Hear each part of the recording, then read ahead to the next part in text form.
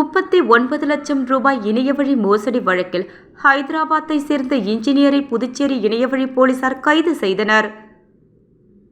தனியார் நிறுவனத்தில் மேலாளராக பணிபுரியும் கோபி என்பவர் இணையவழி காவல் நிலையம் வந்து ஆன்லைன் டிரேடிங்கில் அதிக வருமானம் கிடைக்கும் என இணையவழி மோசடிக்காரர்கள் ஆசை வார்த்தை கூறியதை கேட்டு 39,25,000 ரூபாய் முதலீடு செய்து கடந்த 2 மாதங்களாக அவர்களிடமிருந்து எந்த வருமானமும் இல்லை என்பதால் இணையவழி காவல் நிலையத்தில் புகார் செய்தார்.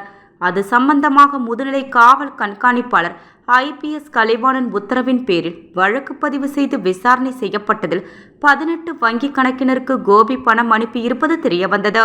அதில் பீகார், டெல்லி, தெலுங்கானா ஆகிய மாநிலங்களில் வங்கியில் இணைக்கப்பட்டிருந்த மொபைல் எண்கள் விலாசம் தெரிந்திருந்ததால் முதுநிலை காவல் கண்காணிப்பாளர் மற்றும் கண்காணிப்பாளர்கள் அவர்களின் உத்தரவின் பேரில் இணையவழி காவல் ஆய்வாளர்கள் கீர்த்தி மற்றும் தியாகராஜன் தலைமையில் தனிப்படை அமைக்கப்பட்டு அதில் தலைமை காவலர் மணிமொழி, காவலர் அருண் வினோத் அடங்கிய தனிப்படை போலீசார் தெலுங்கானா விரைந்து மேற்படி வங்கிக் கணக்கை உபயோகம் செய்த நபரை விசாரித்ததில் அவருடைய வங்கிக் கணக்கிற்கு கடந்த 1 வருடத்தில் மட்டும் 13 கோடி ரூபாய் மோசடி செய்யப்பட்ட பணம் வந்து சென்றது.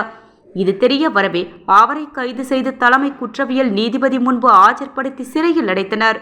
இந்த வழக்கில் இன்னும் பல்வேறு வங்கிக் கணக்குகள் தொடர்பில் இருப்பதால் அது சம்பந்தமாக கொல்கத்தா, டெல்லி, பீகார் ஆகிய இடங்களுக்கு செல்லவும் இணையவழி போலீசார் முடிவு செய்துள்ளனர்.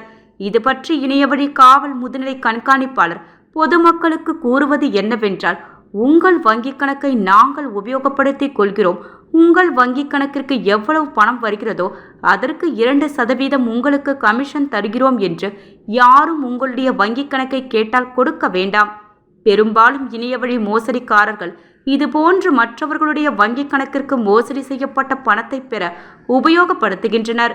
அதிகார வருமானத்திற்கு ஆசைப்பட்டு இணைய வழியில் வருகின்ற அழைப்பை ஏற்று பணத்தை செலுத்தி ஏமாற வேண்டாம் என்றும், இணைய வழியில் வருகின்ற விளம்பரங்களை வைத்து சந்தை மதிப்பில் அதிகமாக இருக்கின்ற பொருட்களை குறைந்த விலையில் பொருட்கள் கிடைக்கிறது என்று நம்பி வாங்க வேண்டாம்.